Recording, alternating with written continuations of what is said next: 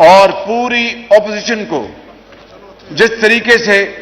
دیوار سے لگانے کی کوشش کی گئی، آپ کو یاد ہوگا کہ آپ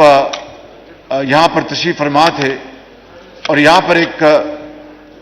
بحث چل رہی تھی، تو میں نے یہ گزارش کی تھی کہ آپ نے اپوزیشن کو دیوار کے ساتھ نہیں لگایا بلکہ دیوار میں چن دیا آپ نے۔ یہ عالم تھا ایک ظلم، زیادتی اور فاشسٹ حکومت کا۔ لیکن آج جناب اسپیکر، میں بلا خوف تردید اور انتہائی انکساری کے ساتھ آپ کو کہہ سکتا ہوں کہ آج 16 ماہ میں مجھے بتا دیں کہ اس حکومت نے کسی سیاسی مخالف کو جیل بھجوانا تو دور کی بات ہے، اس کو ناجائز طور پر تنگ کرنا یا اس کے خلاف نیب کو پیچھے لگا دینا، یہ نہ ہمارا کبھی شیوا تھا، نہ ہے اور نہ رہے گا۔ آج میں آپ کو یہ کہنا چاہتا ہوں کہ ایک پارٹی کے لیڈر کو اگر آج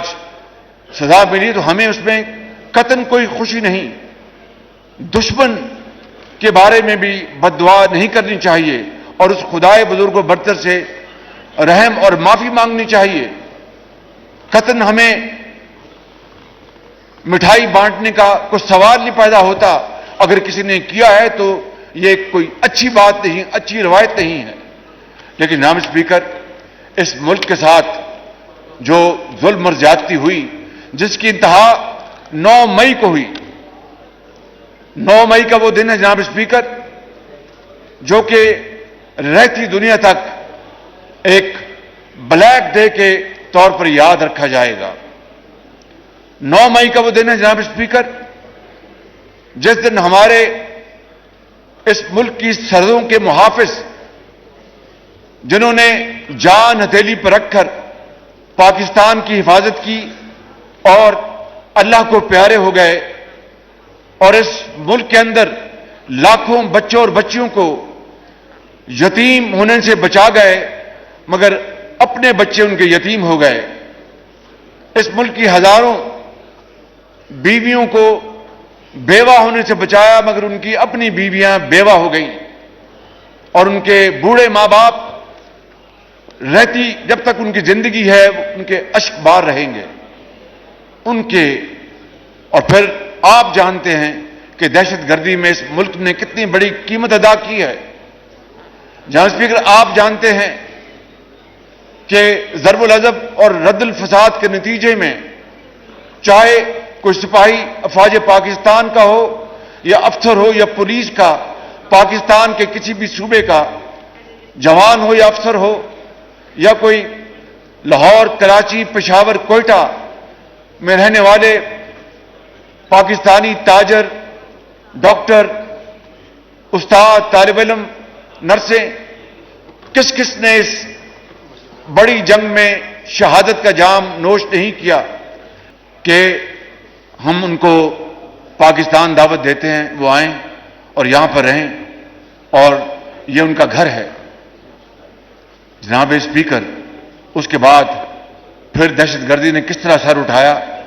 یہ کوئی راز کی بات نہیں ہے۔ کس طرح سوات میں وہ پہلے آئے اور سوات میں آ کر کیا انہوں نے ادھم مچایا، کس طرح تھانوں پر قبضہ کیا، کس طرح وہاں پر جتنا بھی عملہ تھا ان کو گرفتار کیا،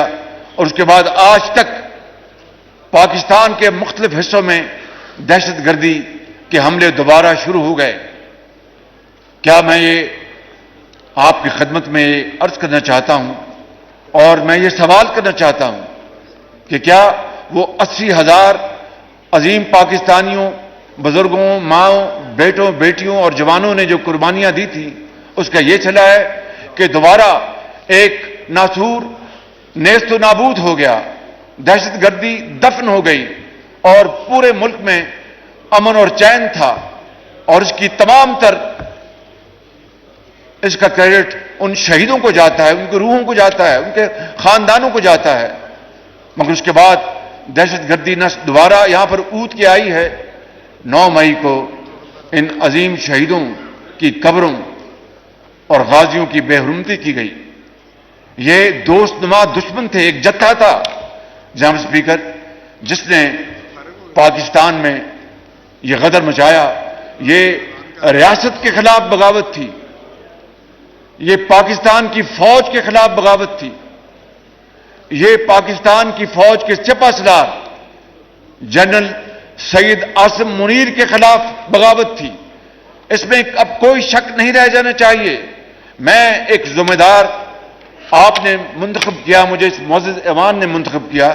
میں انتہائی ذمہ داری سے یہ باتیں عرض کر رہا ہوں. جناب اسپیکر، بڑے بڑے وزیر اعظم آئے اس ملک میں، ان کا جوڈیشل مرڈر بھی ہوا، ان کو شہید بھی کیا گیا، ان کو جلا وطن بھی کیا گیا، ایک مرتبہ نہیں، 2 مرتبہ نہیں، 3 مرتبہ. اور بڑے بڑے یہاں پر حادثے ہوئے. کیا کبھی کسی نے اس ملک کے اندر کبھی کسی حساس ادارے کا گملہ بھی توڑا؟ گملہ توڑنے کی دور کی بات ہے، کبھی اس طرف رخ کیا؟ کبھی عوامی جو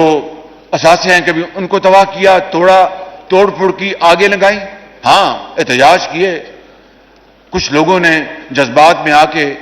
سیلف ایمولیشن کی، لیکن جناب اسپیکر اس طرح کا دلخراش منظر کبھی دیکھتی آنکھ نے کبھی نہیں دیکھا تھا.